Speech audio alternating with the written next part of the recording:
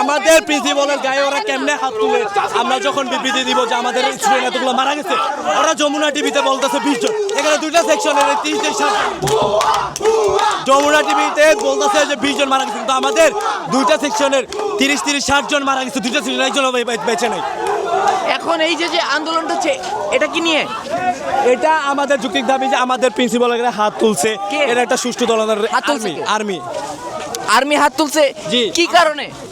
আমাদের বলতে দিতেছে না যে কতজন মারা গেছে বাকি পরিসংখ্যান একটা এই জিনিসটা আমাদেরকে উই করতে দিতেছে না। এর জন্য যখন আমরা এটা নিয়ে কথা বলতে যাই তখন আমাদের কলেজ ক্যাপ্টেন প্রতীক, তারপরে সাফায়েত ওদের গায়ে হাত তুলছে, যখন স্যাররা যখন ই করতে সব জবাব দিবে রাত যখন স্পষ্ট ভিডিও আছে।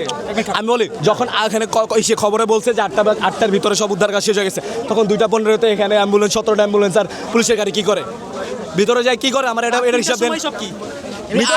ভিতর সংখ্যা শতাধিক, ওরা কেমনে বলে যে 20 জন মারা গেছে? আপনারা চোখে দেখেছেন? অবশ্যই ভাই, আমরা কালকে থেকে ছিলাম এখানে। 100 প্লাস হোস্টেলে পোলাপান আপনি লাইভ দেখলে বুঝবেন যে হোস্টেলের পোলাপান 1:15 দেখাইতেছে যে এখানে কিছু করতেছে। আপনি হাবা দিয়েছে লাশ বাহির করেছে এই মাত্র বাহির করেছে লাশ বাহির আরো লাশ এখন আছে এখন অ্যাম্বুলেন্স করে নিয়ে গেছে হাবা বের করছে লাশ।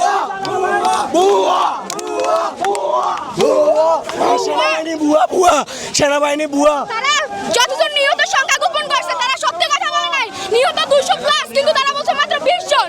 এটার জন্য আমরা কঠোর প্রতিবাদ জানাই। আজকে সেনাবাহিনী কঠোর একটা জবাব দিতে হবে, তাদেরকে জবাব দিতে হবে কেন তারা 17 জন বলছে। আমরা স্টুডেন্টরা, আমরা এখানে প্রত্যক্ষ দোষী, আমরা এখানে সবকিছু জানি। ওরা আমাদের সামনে বলছে 17 জন, আমরা এটা মানি না। পরবর্তীতে বাংলাদেশ